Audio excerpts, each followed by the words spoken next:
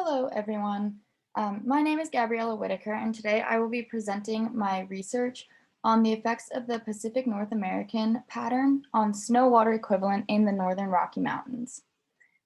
So I chose to do research on the topic of alpine snow cover in the Rockies because it's very personal to me. I've grown up skiing and hiking in the mountains of Idaho, and I feel that in my lifetime, I've noticed fewer big snow years and more drought conditions than when I was younger. So, since this topic is so relevant to my life, I've had a really interesting time researching and understanding the mechanics of terrestrial snow cover.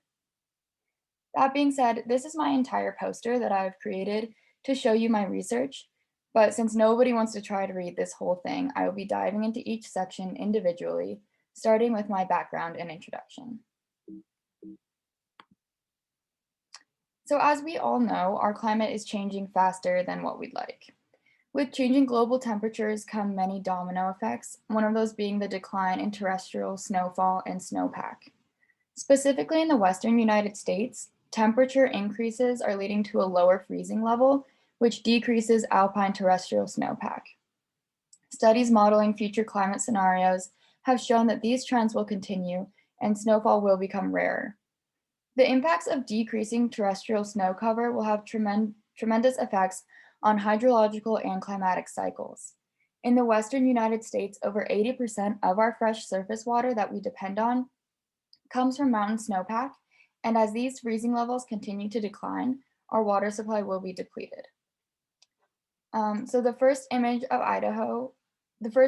the mountains of Idaho last year, and they actually look very similar to that right now. I was just up in them a couple of days ago, and the current snowpack is far less than the average. So to begin, I'd like to identify the key terms that I will be using in this presentation. First, the measurement I'm using to measure snowpack is known as snow water equivalent.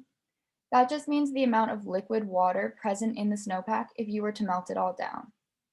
That translates into the amount of water that will be contributed to the adjacent watersheds of these alpine areas. So from now on, you might see this in my presentation as SWE, and just know that that's the snow water equivalent. Next, I would like to explain the Pacific North American pattern. This is the climate pattern that I've analyzed in this study to see how it affects snowpack in the Northern Rockies. The PNA is determined by the polar jet stream, and its positive and negative phases are defined by geopotential height anomalies.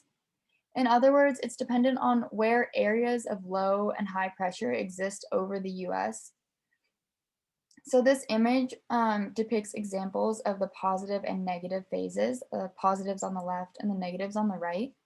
And in regards to the Western United States, the positive phase results in a high pressure zone, which typically causes warmer temperatures and less snowfall. Previous studies have shown that in the past 50 years, the PNA tends to be in the positive phase during winter, and that's resulting in milder winters for the Western United States. So using these two variables, my study asks two questions. First is, how has snow water equivalent changed over time? 37 years is the time period that I'm using, at 4 different stations in the Rocky Mountains. And then second, how is snow water equivalent associated with the PNA?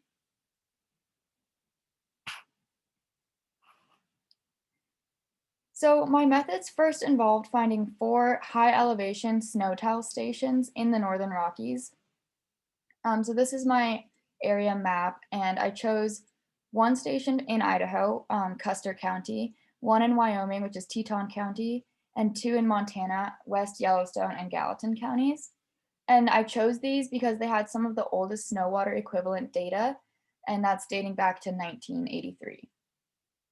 So all of my data was collected from online sources. The snow water equivalent data was from the NWCC's historic SNOTEL data, and I used SWE from April 1st. I chose to use this date based on previous studies that examined accumulated winter snowpack, so that April 1st date is like the accumulation of the previous months of snowfall. And then my PNA data was retrieved from the World Meteorological Organization, and I averaged the monthly PNA index from January, February, and March, as these would involve the snowfall accumulation leading up to that April 1st snow water equivalent collection date. And then I linearly regressed snow water equivalent with PNA in order to examine their relationship. And I also regressed each station's um, snow water equivalent over time to see if there was a timely trend with that. So this first graph is in relation to my first question, which is how has snow water equivalent changed over time at these 4 stations in the Rocky Mountains? And my findings were insignificant. So while you can see large fluctuations between yearly snowpacks, the p-values showed no significant upward or downward trend over the past 37 years. It stayed pretty consistent for that April 1st snow water equivalent. And then this next graph shows the relationship between the late winter PNA phase and the April 1st snow water equivalent. So after linearly regressing this data, I was able to find a p-value of 0.00376. This is a statistically significant result, and it shows that there is a relationship between these 2 variables. So as you can see from the regression line, that relationship is negative, meaning that a higher PNA index results in a lower snow water equivalent. You can see though that the R squared value at the bottom there is fairly low, and I'll get into that later.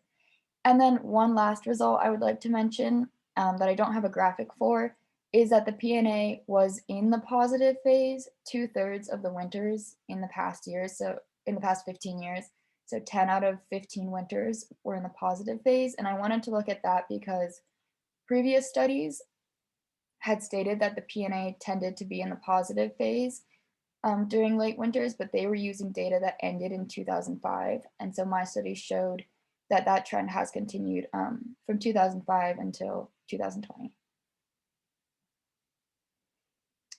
So I was quite surprised by my first result, which found no significant trend in snow water equivalent over the past 37 years.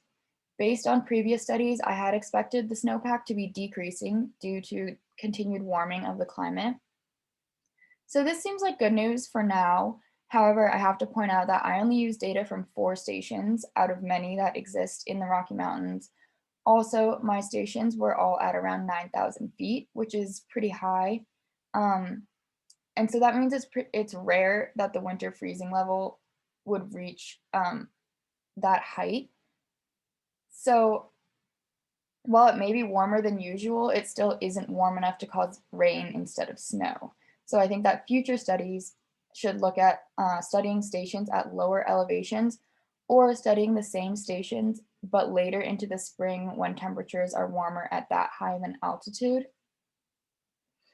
My second result matched what previous studies had found and my hypothesis that the phase of the PNA would be negatively correlated with snow water equivalent. And this makes sense as the positive phase of the PNA results in high pressure over the western US, meaning warmer temperatures and less snowfall. That being said, the R squared value for this relationship was fairly low at 0.05923. So that just reinforces the fact that snowpack is affected by a multitude of factors, including aspect, slope, wind, vegetation, and many others that you can see in this graphic. So the PNA is just one of many influences on the yearly snow water equivalent. In conclusion, my study supported the fact that the PNA tends to be in the positive phase during winter months more often than not, and that this positive phase does influence alpine snowpack at least to some degree. Therefore, it is important to continue to monitor this climate pattern and its trends.